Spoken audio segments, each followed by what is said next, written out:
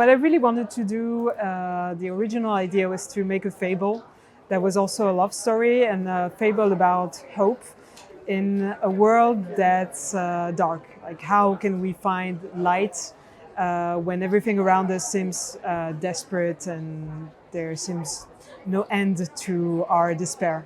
And so from then on, the idea of Grace, the idea of a very religious character who goes outside her everyday reality, kind of fell into place. And I don't know when the drug dealers came in, but somehow it fitted into this particular world that I wanted to create outside of a realistic story, in a way.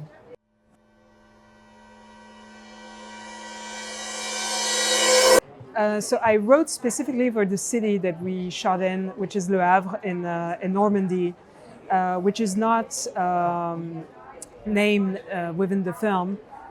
It's set in a nondescript, anonymous place. But it was important for me to shoot there because of the particular story behind Le Havre, which is a city which was destroyed during World War II and then rebuilt. So it has this very strange, newish but also kind of oldish aspect that you find nowhere in France. And for me, it became the ideal playground to find religion and goodness and grace on one side through these vertical lines that we see in the church, and on the other hand, this very industrial, almost decaying landscape that Asia and her band of youth are staying at. So we really worked on having a contrast between these two worlds, but in a landscape that was overall very gray and nightish in a sense.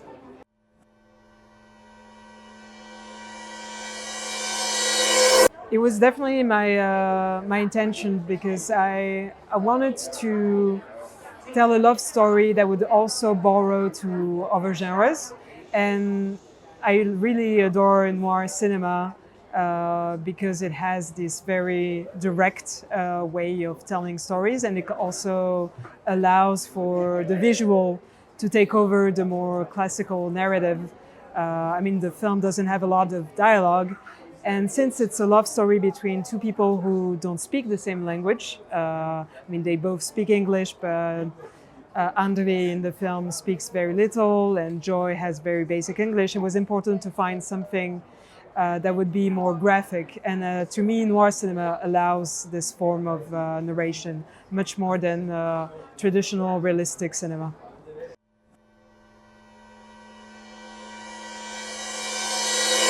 So for me, I think the most important things in my films, and that was also true for my short films, are space and bodies. And so the idea of sensuality, whether it's in the actors or in the landscape that I use, is something that I truly care about. And it became obvious when we started doing casting for the roles. I had already worked with Sonia and found Volodymyr, and this chemistry that I felt between them when they started acting their roles was really fascinating, and we really worked together on that, including for the intimate scenes. But even when it's not a love scene, I was always trying to find beyond the words again, because there's not much dialogue in the film, to see what would be conveyed within the looks or their bodies in space.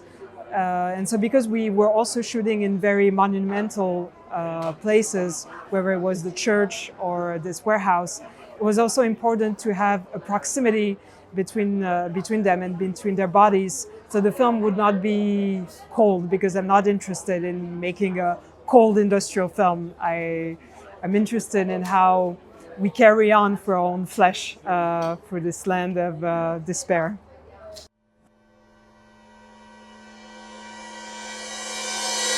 Well, at first she's a devoted person, obviously a very religious one, but I always wanted for her to be somewhat active from the beginning. She lives her faith, but she lives her faith with a sort of political commitment.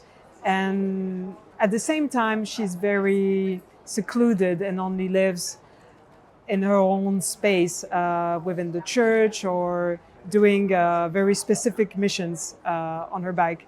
And for me, her evolution is one of somebody starting to open up to the outside world, but also to her own feelings and her own body.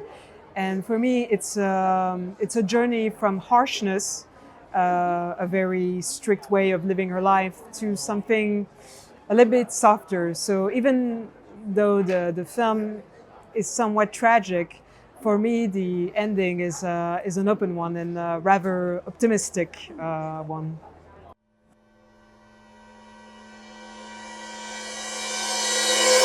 So Sonia, who plays the role of Joy, I'd already worked with her on a short film called Time's Up, and we had loved working together. It was already a very physical role, and for me, she's the perfect mix between somebody who's very intense physically and at the same time can convey very deep, intimate feelings through very little.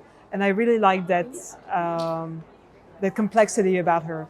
And for Asia, when I wrote the character, I immediately thought of her because she carries such a strength that for me was essential to the character.